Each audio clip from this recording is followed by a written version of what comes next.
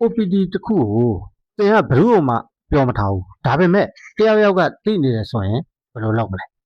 ဒါကရိုးပြဿနာမဟုတ်ပါဘူးတင်ဖုန်းထဲက application တစ်ခုကိုပေးထားတဲ့ permission ကြောင့်လည်းဖြစ်နိုင်ပါတယ်ပို့ပြီးတော့စိတ်ဝင်စားစရာကောင်းတာက Android ကိုယ်တိုင်ကဒီလို NAR တွေကိုကာကွယ်ဖို့စနစ်တွေပြောင်းနေပါပြီဒါဆို application တစ်ခုက OTP ကိုဘယ်လိုမြင်နိုင်တာလဲအခုတင်ဖုန်းထဲမှာဘာတွေစစ်ကြည့်တယ်လဲဒီအကြောင်းအရာကိုကျွန်တော်တေချာလေးရှင်းပြပေးမှာဖြစ်လို့ဗီဒီယိုလေးကိုအဆုံးထိတိုက်ကြည့်ပေးကြပါအောင်ဗျာ OTP ဆိုတာ one time password တစ်ချိန်တုံးဖြည့်ဝက်ကုတ်ပါဥပမာသင်ရဲ့ banking application ဒါမှမဟုတ်ဝေပေးချေတဲ့ application တစ်ခုတည်းကိုဝင်တဲ့အခါမှာဖုန်းထဲကိုကဏ္ဍ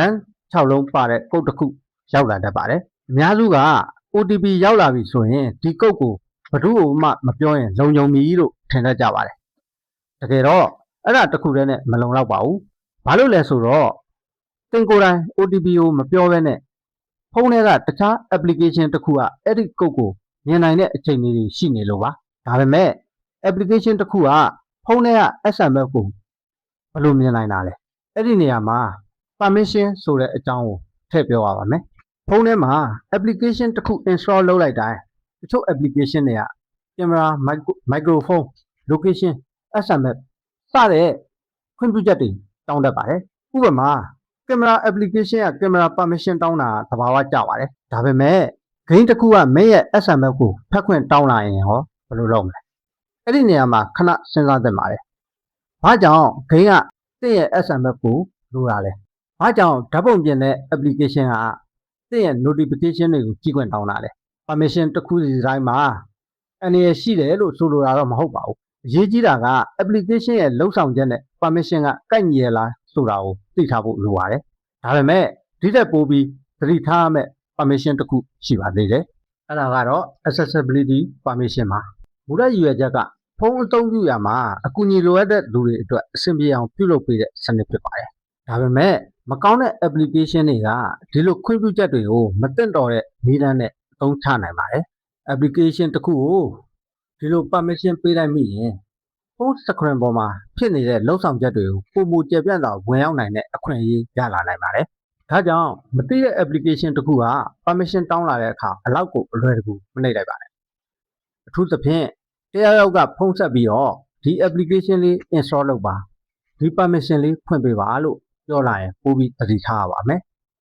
ဒါပေမဲ့မေးစရာတစ်ခုရှိပါတယ်ဒီလိုအနေရရှိတဲ့ application တွေကဖုန်းထဲကိုဘယ်လိုဝင်လာကြတာလဲဒါကဒီလိုရှိပါတယ်တချို့လိမ်လည်သူတွေက application file ပေးပြီးတော့ install လုပ်ခိုင်းတတ်ပါတယ် account update လုပ်ဖို့ပါ payment verify လုပ်ဖို့ပါ security update လုပ်ဖို့ပါဆိုပြီးတော့ရှောင်အောင်ပြောတတ်ပါတယ်တခါတလေ remote access application တွေတောင်ထည့်ခိုင်းနိုင်ပါတယ်ပြီးရင် OTP ဝင်လာရင်ပြောပေးပါလို့တောင်းတာမျိုးလည်းရှိတတ်ပါတယ်ဒီနေရာမှာတော့အနေကတိတ်ပြီးတော့မရှုပ်သေးပါဘူး OTP ကိုကပြောပေးလိုက်ရင်ကိုယ့်အကောင့်ထဲကိုတခြားလူဝင်သွားနိုင်တဲ့တကားတစ်ချက်ကိုကိုယ်တိုင်ဖွင့်ပေးလိုက်သလိုဖြစ်သွားနိုင်ပါတယ်ဒါပေမဲ့ Android ကဒီလို NAR တွေကိုဒီတိုင်းထားနေတာတော့မဟုတ်ပါဘူးလက်ရှိ Android မှာ Scam Protection နဲ့ Real Time Threat Detection လို့စနစ်တွေကိုပုံမတိုးချဲ့လာခဲ့ပါတယ်အထူးသဖြင့် SMS နဲ့ accessibility ကိုအလွဲသုံးစားလုပ်ပြီးတော့လိမ်လည်နိုင်တဲ့ application တွေကိုသတိထားနိုင်အောင်လို့ Google ကကာကွယ်မှုတွေတိုးမြင့်နေတာလို့ဆိုပါတယ် Android 10မှာလည်း security ဘိုင်းကိုဆက်ပြီးတော့တင်ကြပ်လာပါတယ်ဒါပေမဲ့ဖုန်းကဘလောက်ပဲကာကွယ်ပေးပြီးကိုယ်တိုင် permission ပေးလိုက်ရင်တော့ပြဿနာဖြစ်နိုင်ပါတယ်ဒါကြောင့်အခုအရေးကြီးဆုံးအပိုင်းကိုတွားရအောင်ပါသင်ဖုန်းထဲမှာအခုဘာတွေစစ်တင်လဲပထမဆုံးအနေနဲ့ကတော့ဖုန်းထဲမှာမသိတဲ့ application တွေရှိမရှိစစ်ပါဒုတိယအနေနဲ့မလိုအပ်ဖဲနဲ့ SMS permission ရထားတဲ့ application တွေရှိမရှိစစ်ပါတတိယတစ်ခုကတော့ accessibility ထဲမှာမသိတဲ့ application တစ်ခုဖွင့်ထားလားစစ်ပါပြီးတော့ notification access display over other application လို့ permission တွေကိုလည်းမလိုအပ်ပဲပေးထားမိလားစစ်ကြည့်ပါမသိတဲ့ application တစ်ခုတွေ့ရတဲ့ချက်ချင်းဖြတ်မဖြစ်ပါနဲ့အဲ့ဒီ application ကဘာအတွက်လဲဘယ်ကနေ install လုပ်ထားရလဲဘာ permission တွေရထားလဲအရင်စစ်ကြည့်ပါမလိုအပ်တဲ့ permission တွေရထားရင်တော့အဲ့ဒါကိုပိတ်လိုက်ပါမသိတဲ့ application ဖြစ်ပြီးတော့ တန်ရရှိတယ်ဆိုရင်တော့ဖြတ်ပစ်ဖို့စဉ်းစားတာကောင်းပါတယ် OTP ကုတ်ကိုကိုယ်တိုင်မပြောရုံနဲ့လုံခြုံပြီလို့တော့မထင်ပါနဲ့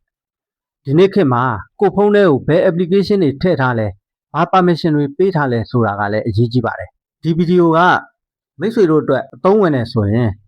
ဖုန်းနဲ့ mobile banking သုံးနေတဲ့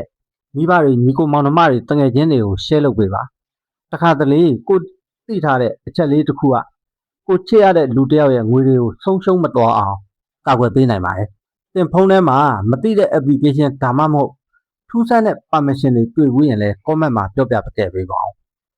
MM ဆိုင်လိုမှာဒီပညာအသစ်တွေကိုပဲမဟုတ်ပဲနေ့တိုင်းဖုန်းသုံးနေတဲ့သူတွေအတွက်တကယ်အသုံးဝင်တဲ့နောက်ွယ်ကအရာတွေကိုလည်းမျှဝေပေးသွားမှာဖြစ်ပါတယ်အားလုံးပဲအဆင်ပြေကြပါစေဗျာကျေးဇူးတင်ပါတယ် Don't forget to like, comment, and subscribe.